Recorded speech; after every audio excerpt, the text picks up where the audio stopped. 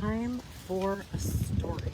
I'm going to talk to you about a woman named Mary Jane.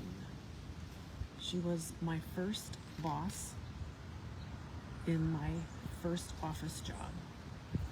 And she was a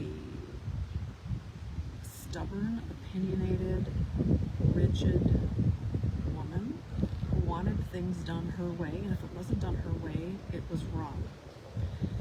She hired me on as I don't even remember what the title was, but in an assistant role in the office, and I sat in an office with the accountant. And she kind of warned me what I was in for, and of course, well, by then it was too late. It's like, you're supposed to warn me about this stuff before I started the job. But we had a conference room all set up for a project. I can't remember what it was, but it was a very linear kind of like A to Z kind of a project. And still, there's many different ways you could accomplish that task, but she wanted it done the way that she showed me. And let's just say it didn't work for me. It wasn't logical in my mind, and I did it my way. And then she'd come back and she'd hover because she was a micromanager. And then I'd get in trouble, and then I'd have to start to do it her way, and then she'd leave and I'd do it my way. And this was the fucking dance the whole time. And I didn't realize, of course, at the time that this is what, it's a blanket statement and take it or leave it, but this is what corporate's like. You have to do it this way. There's no room for innovation. There's no room for leveraging your strengths, seeking others' opinions. I know things have really changed in the marketplace since this time, but that was my experience. It had to be done a certain way. And if it wasn't done the certain way, then you were in trouble. You were the rebel. So this kind of confinement, if you will, the confinement of just needing to do it someone else's way that didn't work for you. It doesn't matter that the result was the same. It just didn't work. So why do I bring this up? I bring this up because we all have something that we feel we have to do a certain way to get the certain result because that's the way it's always been done. And we aren't brave enough to be innovative and try something new to get a different result. And I'm looking at that, and I'm looking at what I'm doing, what people are doing, the resistance that comes when you want to try something new. For me, I mean, I used to do lives all the time, and I have no idea what the hell happened, but I just got, like, I don't want to do them. But I'm just jumping in again because it's what's required. It's effective when it's used properly.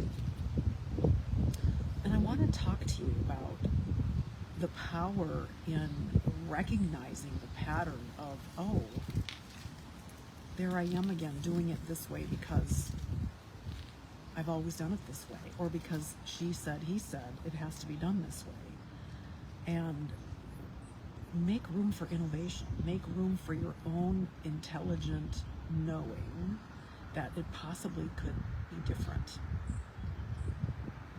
Pamela Jones, nice to see you here. Thank you.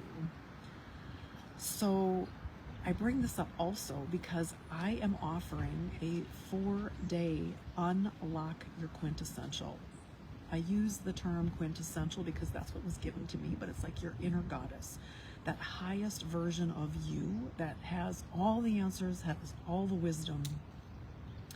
And next Thursday is day 1 where we will talk about the quintessential woman, and I will lead you through an activation so that you can meet her, access her, and formulate or begin to form a relationship with this quiet aspect of yourself that will not push and prod and bellow her way into your life. She wants to be asked. And the remainder of the 4 days will be looking at the quintessential archetypes, which are the emerging goddess, the sovereign sage, and the last is the quintessential matriarch.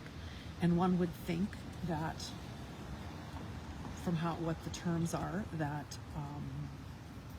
it's a sequential kind of thing. Oh, I've done that, so therefore I'm going to move on to this. And that's not the case necessarily, because we're going to flow back and forth between the archetypes depending on what aspect of our life we are experiencing. For instance, when my grandson was born, I really felt like the matriarch of the family, but I also felt like the matriarch when my mother died. It was bizarre that this, like, how did this happen?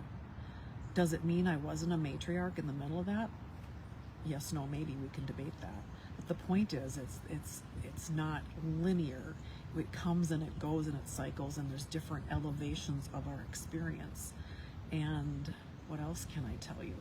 The emerging goddess, any new phase of life, you're going to be emerging into a new realization, a new choice of how you want to live in the world and show up in the world. So while there are the three archetypes, they dance together beautifully, and we can be in all three at the same time, depending on where or what aspect of your life you're dealing with or you're looking at. So I'd like to invite you to that, and if that is of intrigue and interest to you, please message me or say something on the video. Let me know you're interested, and I will reach out and we will get you in the room. In the meantime, this is Marita with Harmonic Wholeness, and I am sitting in a beautiful park, a little patio area within a park, and I wanted to just take you outside. So I'll see you next time.